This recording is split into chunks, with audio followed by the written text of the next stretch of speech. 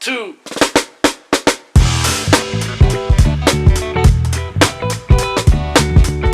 Who is the Galaxy Z Fold 8 for?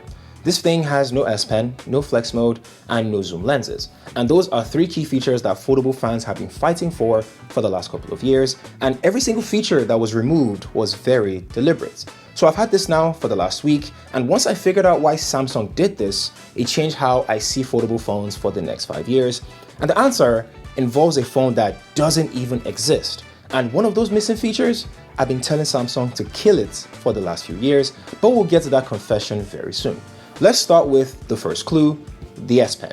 I have said it many times over the last few years that the S Pen on a fold was a waste of time. I got roasted for it. People told me I didn't understand productivity, that the pen was the whole point of a big folding screen. And look, I kind of get the romance, a pocket notebook that you can sketch on, but in practice, you had to buy the pen separately. You also had to carry it separately because the foldable phones had no slot for it. And remember, it existed. I never did. Most people also never did. And this year, they stopped selling S Pens with the foldables entirely. 2 generations of bring it back, and Samsung's answer was to delete the product entirely. Then the fold went thin and the pens went with it. But a missing pen could just be them trying to save money. The next clue is where this becomes some sort of a strategy, and we're talking about flex mode. If you've never used it before, flex mode is the feature where you half fold the phone, you sit it on a table like a tiny laptop, and the software splits the screen into 2. You have the video on top, controls at the bottom. It's been a Samsung foldable staple since 2020, every fold and every flip. The Fold 8 doesn't just have it. And here's the part that proves the intent. The Fold 8 Ultra still has flex mode, and you're looking at the same company, the same launch events, and the same software. Now, since they removed the S Pen and they removed flex mode, they removed technically 2 groups of people, which are the creator crowd and the tinkerers. Those 2 groups are gone. And now that we have one thing left that they removed, it's the one that stings the most when you think about how expensive this phone is. Now, number 3 are the cameras. The Z Fold 8 ships with 2 50-megapixel cameras, a main sensor, and an ultra-wide sensor. There is no telephoto or optical zoom, unfortunately, but the Ultra gets 200 megapixels of their main sensor and a proper zoom lens. In 2026, on a phone that costs around, $1,900, shipping without a telephoto lens is a very loud statement. Samsung is betting that the person that is buying this phone takes photos of their food, their dog, and their friends across the table. They crop at most, and they're fine. Camera enthusiasts, group 3 like me, the door is basically that way.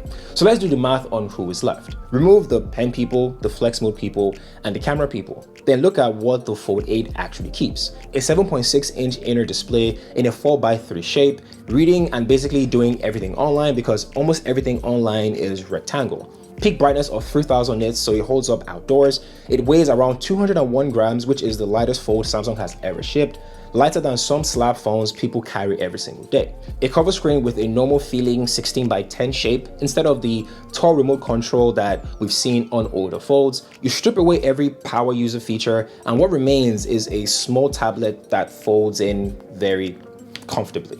A normal phone, basically. And that is the whole pitch of the Z Fold 8. Samsung marketed this thing the same way you market a fashion accessory because that is the buyer. The software tells the same story. Instead of an S Pen input, Samsung is leaning on Gemini and app automation to handle the heavy lifting, the kind of thing that works for someone who wants results without learning a workflow. Every signal points at the same buyer, and here is where the phone that doesn't exist walks into this whole review. The leaks have been consistent for months. Apple's first folding iPhone is expected later this year with an inner display around 7.8 inches in a 4:3 shape, almost exactly the same shape as the Z Fold 8. And Samsung has already built this year's phone for its existing foldable fans. It's called the Ultra.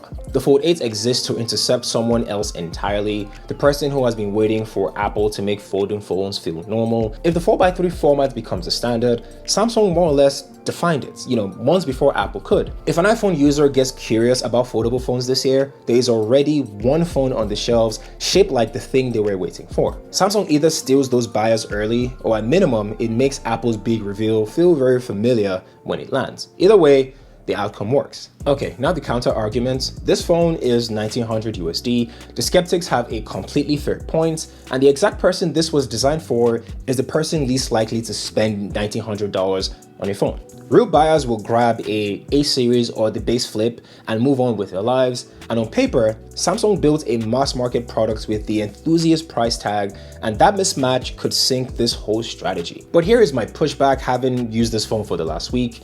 Let's be honest about the shape. Samsung didn't exactly invent this. Oppo did the wide passport thing back in 2021, and Google did exactly the same thing with the first Pixel Fold. Both of them walked away from this design, and Samsung spent years insisting a tall and narrow design was the correct one. So the Fold 8 is something of a concession. Samsung is adopting a shape it previously rejected at the exact moment Apple is about to make the exact same shape as well. It's kind of crazy. When Oppo and Google built it, it was a niche experiment. When Samsung builds it with the Fold name attached to it, months before the iPhone version, I think it's a land grab, and that reframes the price as well. Think about who this phone is intercepting: the person waiting for the Apple Foldable, and most of the time they don't even know what it cost. However, when you think about it, the most anticipated iPhone in a decade, the first of its kind, will land more or less the price of this phone or even more expensive. So for the buyer this phone was built for, $1,900 was always the entry fee to this shape. Samsung more or less just started charging for it a few months early. Secondly, a normal person describes behavior more than they do their budget, because plenty of people with money have zero interest in styluses or zoom lenses. They just want the nice things that are easy to live with. And for the first time, Samsung built the Fold around them instead of people like me. Because after a week, everything this phone removed is something that I never really used, and everything that it added is something that I was looking forward to. For example, it's light enough that I stopped thinking about it in my pocket or while I'm holding it to take pictures or videos. The cover screen feels like a phone instead of a compromise, and when I open it up, the video actually fills the whole display, and that is something that I really like. But there is one thing I miss though. Losing the telephoto lens is very hard to accept, but the crazy part is I missed it the same way you miss a gym membership. In a week, that moment only happened once or twice. The other few hundred pictures that I took, of my food, my desk, and stuff within 10 feet of me, which is to say that I'm living proof of Samsung's bets whether I like it or not. So who is the Z Fold 8 for? And I know some of you are thinking Samsung already answered that years ago with the Flip.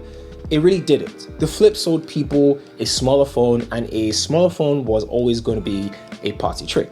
The actual dream, the one that got people into foldables in the first place, is the big screen that vanishes in your pockets. For 7 years, Samsung only sold that dream to power users like me, wrapped in a stylus support and multitasking demos most buyers never really asked for. The Z Fold 8 gives that screen to everyone else, and the uncomfortable punchline is that after a week using this phone, I'm apparently everyone else.